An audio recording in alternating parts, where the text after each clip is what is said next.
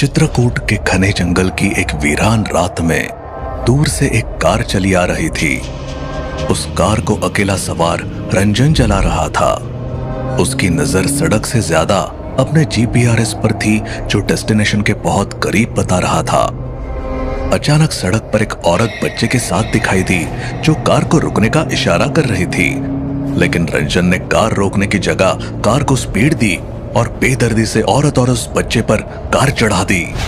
वो औरत और बच्चा चीख उठे और उनका खून कार के आगे कांच पर फैल गया।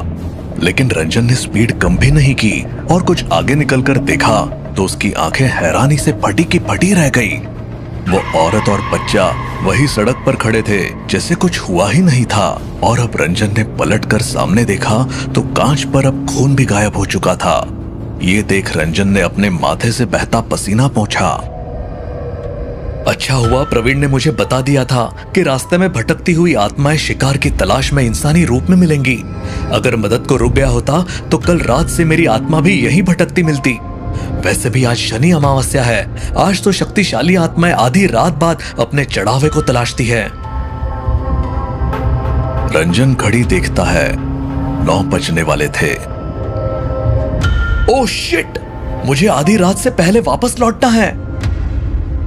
जंगल के एक सुनसान कोने में रंजन ने अपनी कार रोकी और देखा वहीं कुछ दूर एक बड़ा सा पीपल का पेड़ था, जिसका ऊपरी हिस्सा सूखा था। यही है वो पेड़ जो मेरी किस्मत को बुलंद सितारे की तरह चमका देगी। इस पीपल के ऊपर का सूखा हिस्सा इस बात की निशानी है कि ब्रह्म राक्षस यहाँ निवास करता है। रंजन ने वही रखा एक थैला उठाया और कार से बाहर आ गया। उसने डिक्की खोली। डिक्की में एक बड़ा सा जिंदा मुर्गा और बकरी का बच्चा बंधे हुए रखे थे। रंजन ने थैले को कंधे पर टांगा और मुर्गे को बगल में दबाकर बकरी के बच्चे को निकाला। बकरी का बच्चा चिल्लाता हुआ भागने लगा, लेकिन रंजन ने कसकर उसकी रस्सी पकड़ी हुई थी। वो उस मेमने को जबरदस्ती अपने साथ घसीटकर पीपल के पेड़ के नीचे लाया और उसे पेड़ के एक हिस्से से बांध दिया। वही उसने बंधे हुए मुर्गे को भी रखा और अपने कंधे से झोला उतारकर उसमें रखी देसी शराब की बोतलें निकालकर पीपल के पेड़ के नीचे खोलकर जमा दी। देसी शराब की तीखे गंध से पीपल का पेड़ महक उठा। अब रंजन ने अपने झोले में से ब्रह्म राक्षस की बनी मिट्टी की भयानक आकृति निकाली और शराब की बोतलों के ऊपर सजा कर रख दी। रंजन ने अब बंधे हुए मुर्गे को खोलकर हाथ में पकड़ा और ब्रह्म राक्षस की आकृति के सामने बेदर्दी से उसकी गर्दन मरोड़कर अलग करने लगा। मुर्गा दर्द से चीखा। अगले पल मुर्गे की अलग हुई गर्दन रंजन के हाथ में थी।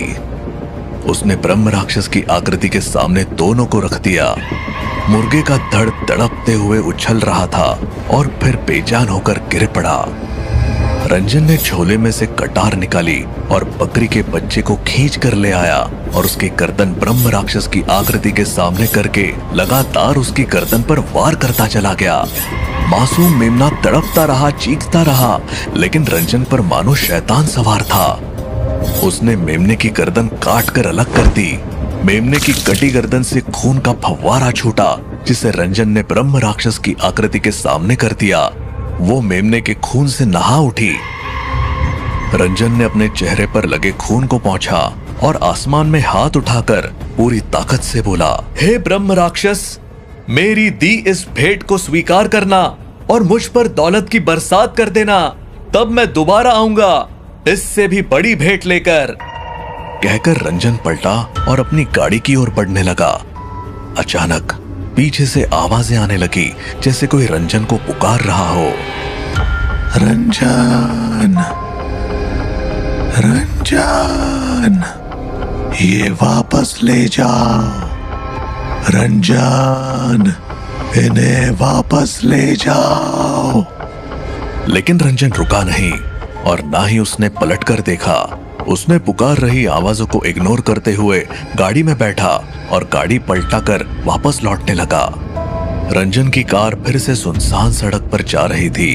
वो ड्राइव करते हुए मोबाइल पर अपने बिजनेस पार्टनर प्रवीण से कह रहा था, जैसा तूने बताया था मैंने वैसा कर दिया प्रवीण। बस अब वो ब्रह्म राक्षस खुश हो जाए मुझ पर। खुश होगा? खुशी से पागल हो जाएगा वो ब्रह्म राक्षस। इसीलिए तो तुझे शनि अमावस की रात को चढ़ावा रखकर आने को बोला था। शनि अमावस को पसंद के भेंट मिल जाए तो ब्रह्म राक्षस खुश होकर पैसों की बरसात कर देता है। अब तुझे दुनिया का सबसे बड़ा बिजनेसमैन बनने से कोई नहीं रोक सकता रंजन। बस बड़ा हो जाए तो अपने इस बचपन के दोस्त और पार्टनर को भूल मत जाना। सुनकर रंजन हंस पड़ा था। तभी रंजन के चेहरे का रंग उड़ गया और चेहरे की हंसी भी गायब हो गई। बच्चे के साथ औरत की भटकती आत्माएं लिफ्ट लेकर किसी की कार में बैठ रही थी। रंजन की इच्छा हुई कि वो चीख कर कार वाले को बता दे, लेकिन वो कार में बैठकर जा चुके थे। वो कार रंजन की कार के करीब से गुजरी और उस औरत की नजरें रंजन से मिली। नजर मिलते ही औरत की आंखों से लहू टपकने लगा और उसका मासूम चेहरा एक भयानक चेहरे में बदल गया।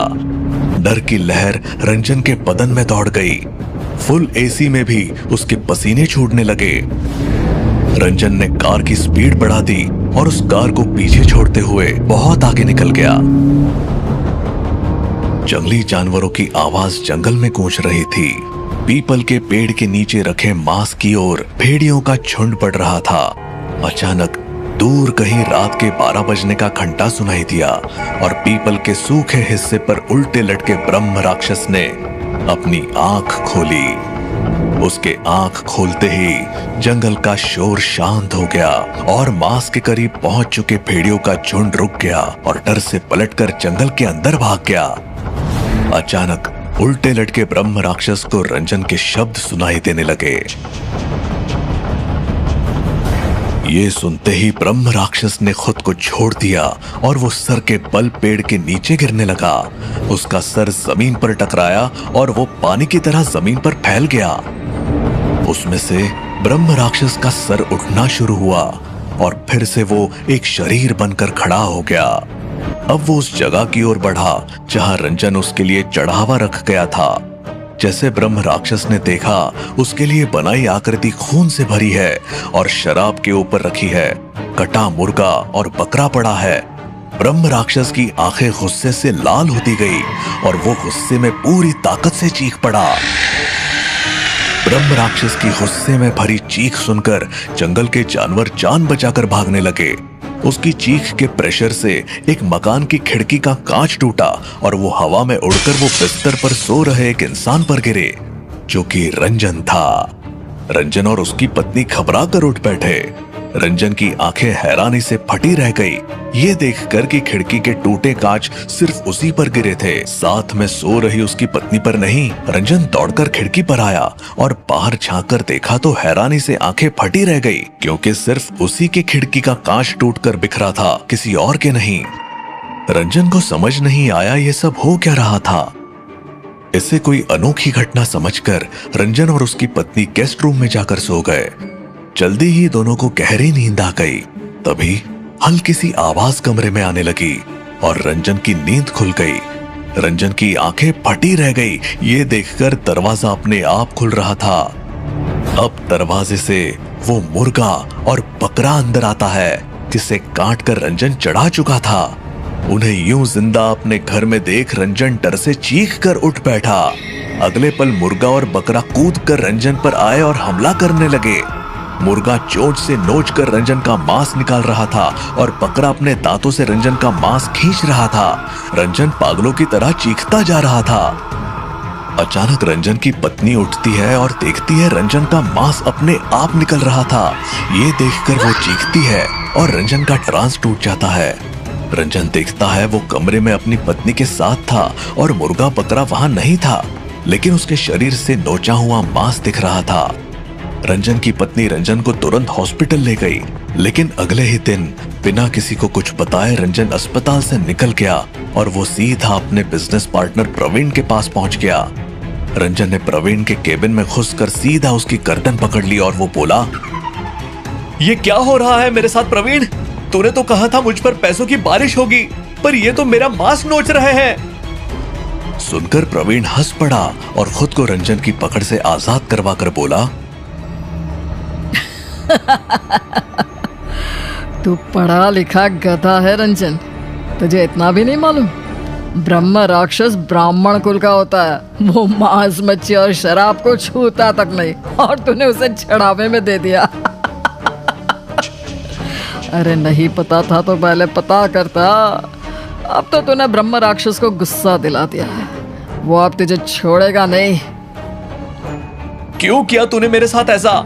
ये भी नहीं सोचा हम बचपन के दोस्त थे? तू मेरा बिजनेस पार्टनर भी तो था। मैंने जो घपले कंपनी में किए थे वो तुझे पता ना चले, इसके लिए ज़रूरी था कि तू दुनिया से अलविदा हो जाए।